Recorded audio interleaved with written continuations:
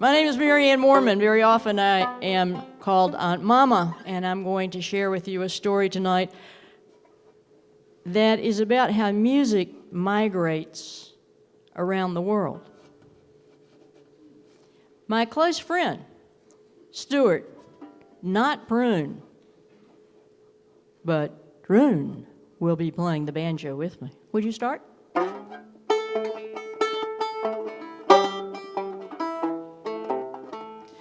Music was as natural as breathing in my Appalachian home. And I didn't realize that the story of our music was very much the story of this country. One of my pre-revolutionary ancestors was named Rachel Carver. She was the daughter of a ship captain, and he spent most of his time bringing supplies from London to the Virginia colonies and back and forth. And Rachel and her mother were safe and sound, living in Williamsburg, Virginia. They were safe because they were just right down from the redcoats at the King's Palace and just right up from Bruton Parish. That was sort of the Church of England in Williamsburg.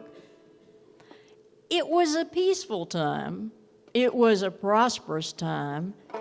And Rachel loved it, but she missed the music of London. She missed the orchestral sound. She missed the chamber music in the afternoon and the Italian operas that were always coming. But most of all, she missed her harpsichord. The harpsichord her daddy had given her, and she loved to play. But there wasn't room on the ship that they had come on, and most of his ships were full of passengers or animals or farm materials and things people just had to have to live in the colonies. She waited, and her father promised one day he would bring her that harpsichord.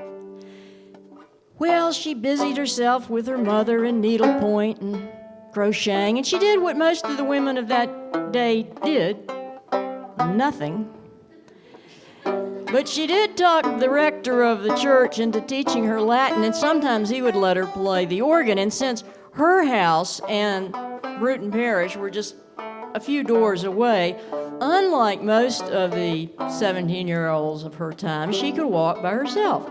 So one day she had gone to the church, and she had been playing the organ, and she left. She was in a great mood, and mostly she was studying the white clouds drifting over the blue tidewater skies and kind of humming a bit of a Mozart melody. So she did not see the man stoop-shouldered, carrying a sack of flour to the Quaker colony, who literally knocked her off her feet. And Thomas Moorman was mortified that he had knocked Rachel to the ground. And as he helped up the slender woman with the thin lips and hair, auburn, almost the soft color of cherry wood, he was mesmerized. If Ben Franklin had invented electricity by that time, we could say they had an electric meeting, but that would be getting ahead of time. So they were simply magnetized and mesmerized by each other.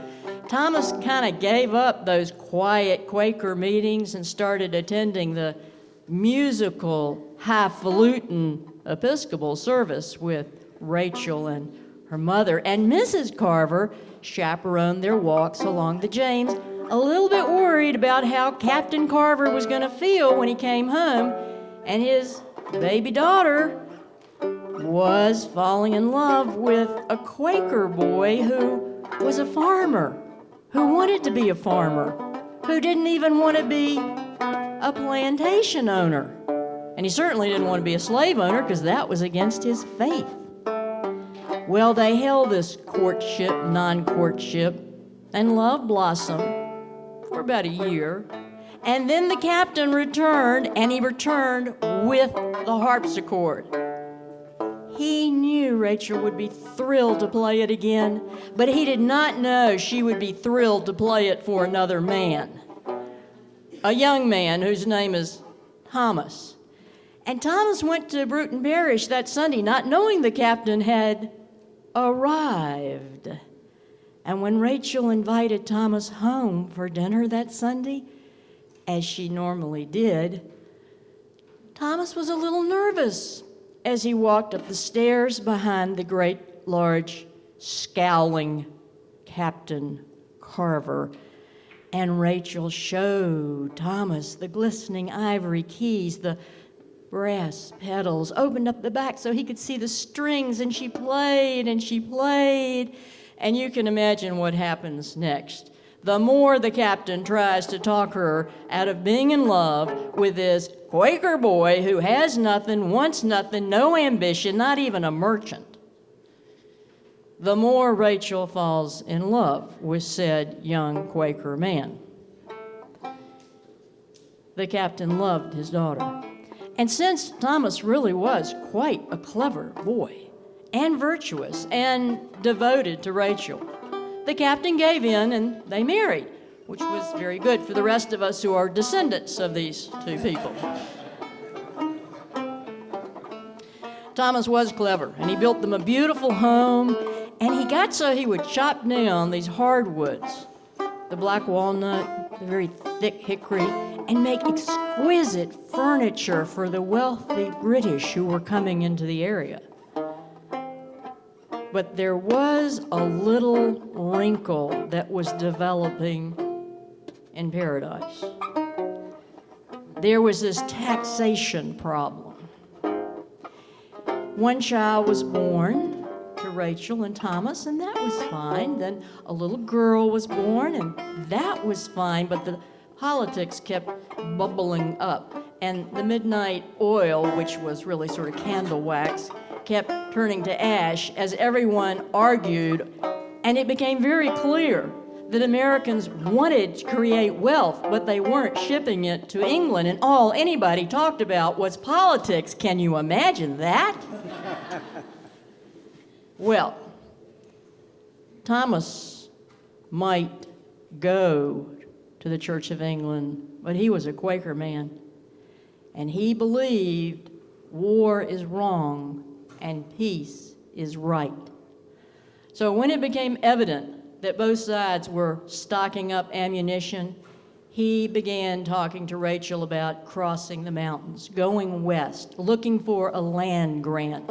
He would talk and she would look away. He would talk and she would crochet. He would talk and she just cringed at the idea of going somewhere without a map, without any idea of what they would find. But the militias were gaining strength and getting stronger, and there were more and more cannons rolling past the palace. And on the next time that Thomas said, "Please, Rachel, please, let's take the children and leave," she looked at him and said, "I'm taking the harpsichord." Seal the deal. Thomas and two other Quaker men began building 3 wagons. And late at night, they were joined by several slaves headed up by Moses and his girlfriend Juba May. And those slaves asked if they could go with them across the mountain. That was very tricky, very dangerous. But Thomas was a Quaker, and he said yes. So under a black blanket of night, 3 wagons, my family, 2 other Quaker families, and 4 runaway slaves, hidden in the cook wagon, began the slow, rolling march toward Afton Mountain. And if you're not familiar with that part of the country, think Charlottesville, Mr. Jefferson's University. Mr. Jefferson was very busy at that time, about to make a name for himself. It took about 5 weeks to get through the mud and get to the foot of Afton Mountain. And they were nervous about going up, but they knew that would be where they were going the next day. They set camp early, and Thomas took a wooden bucket and went to get water for dinner from the stream. And when he looked up, there was a tall, dark man staring at him, just staring at him, looking very, very serious. Now, Moses knew that Thomas didn't believe in guns for killing people, but Moses didn't know if the other guy believed the same thing, and so he went on off to the wagon and got one of the guns ready.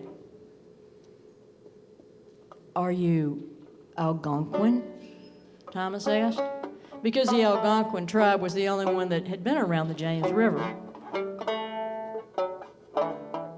"Mohican, going to the Big Valley," the tall man said. And then he looked at the wagons. "Are you going with those?" And Thomas said yes, that they were going to the Big Valley. That's exactly where they were going. And could he guide them there? "With those?" "Yes," Thomas said. "Do you have tobacco?" And suddenly, out of the wagon, Moses shouts, "Yes, Mr. Mohican, we have tobacco. Can you guide us across the mountain?" And Moses got the tobacco, which was frequently used for money in Virginia colonies, and they smoked. And Mr. Mohican said yes, he would guide them across the mountain in the morning. But he was going to walk because those wagons looked way too dangerous. Thomas and Rachel sat up. They were fretful. They were worried. They didn't know how they were going to get across the mountain. And now they were worried because their guide was worried. Sun came up. Everybody took off. And Thomas went ahead to see what was going to be across their path. It was a narrow path. They were paths for deer. Maybe some of the tribes had used them for hunting or fishing and finding streams, but not double wagons, not two oxen, elbow to elbow. Have you ever seen an ox? They're big, very big. Thomas came back and said, there were bends, there were lots of curves, they were going to have to be careful, and they were going to have to slash brush and move limbs as they went. So they started and they switched this way and they switched this way, and the first wagon, the supply wagon that the horses pulled, made it around the curve. The second wagon was the ox wagon that had all of the family things and the harpsichord. And they shoved their shoulders to the back of the wagon. They pulled the ox, and the more they pulled and the more they shoved, the ox got nervous and they started stomping their feet, and then they lurched and broke the hitch, and the wagon tumbled into the ditch. Rachel thought she could hear the dying chord of her harpsichord, and did everything she could to fight back the tears. And then patient, quiet Thomas did something he never did. He got an axe, he slid down into the ditch, and Rachel couldn't see him, but she could hear him axing and cutting and wood splintering, and all she could do was imagine those harpsichord going into 1,000 pieces, and what had gotten into dear Thomas.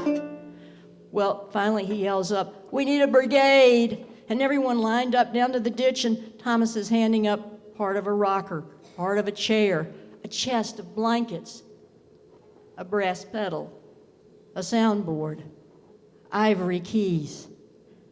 He brought back every piece of that harpsichord he could get his hands on, and he gave her a sliver of ivory and said, "When we are settled, I will build you a harpsichord." It was hard to clear the brush. It was hard to keep going, but Juba May came over, joined in with Rachel, and they sang that day as they made their way up the mountain, turning this way and turning that way. And 6 months later, they set camp by the Shenandoah Creek. They couldn't go any further. It was going to be winter. It was already cold. So they made a lean-to and some makeshift kinds of housing. Moses didn't know if they were free or if they weren't free, so every time the French Huguenots showed up or the Scotch-Irish, he hid all the slaves. Until he realized these people had much bigger problems, and they weren't worried about whether these folks were slaves or not slaves. It had just become a non-issue. Sort of like bathrooms will be one time in our life.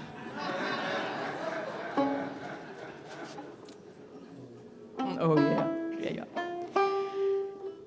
But Moses was very worried about Rachel. She was shrinking inside of herself, and the more Juba May was trying to teach her how to skin a rabbit and cut wood and live in the outdoors, the more Rachel shrunk into herself, and she got rid of her useless petticoats and made clothes for the kids, and she was cooking and taking care, but she was so worried about Thomas. She fretted and she frowned, and she didn't know if he was ever coming back, and she did what most British young women never do. She confided her feelings, admitting that she had them, to someone else. She chose Miss McKee, one of the Irish ladies, to tell how she felt, how worried she was. Aye, Miss McKee said, we all have worries, but if all you do is worry, and you don't keep a song in your ear, you'll dance with the devil.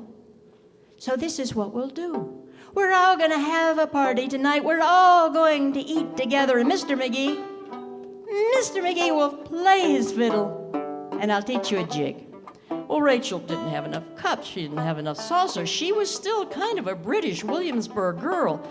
And they all laughed at her and said, none of us have enough, and we all have much. So that night they had a party. They ate. They cooked together.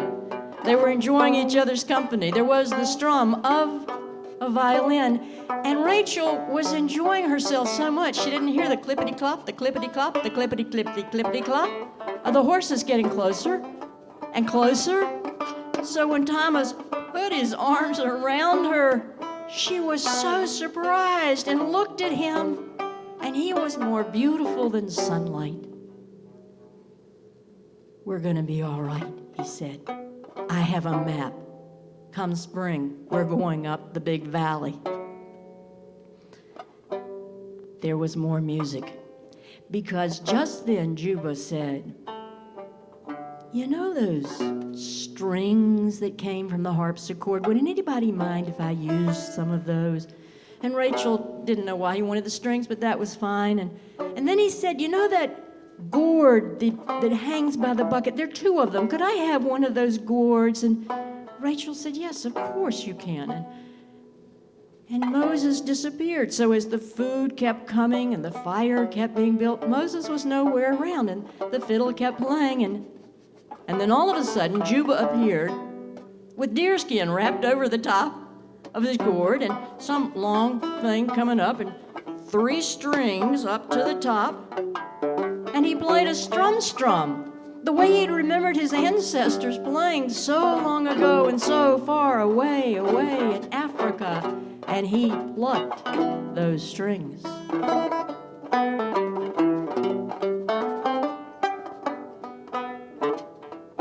And Mr. McGee fiddled his fiddle, and they danced and they sang, and Rachel had never seen anything like it. The music was like the wind, and it cracked and it whispered. And once again, Thomas said, when we're settled, I will make you your harpsichord. But this time, Rachel just shook her head no and said, Thomas, this is our song now. And they danced and they sang until they drove folk music deep, deep into the roots of the earth.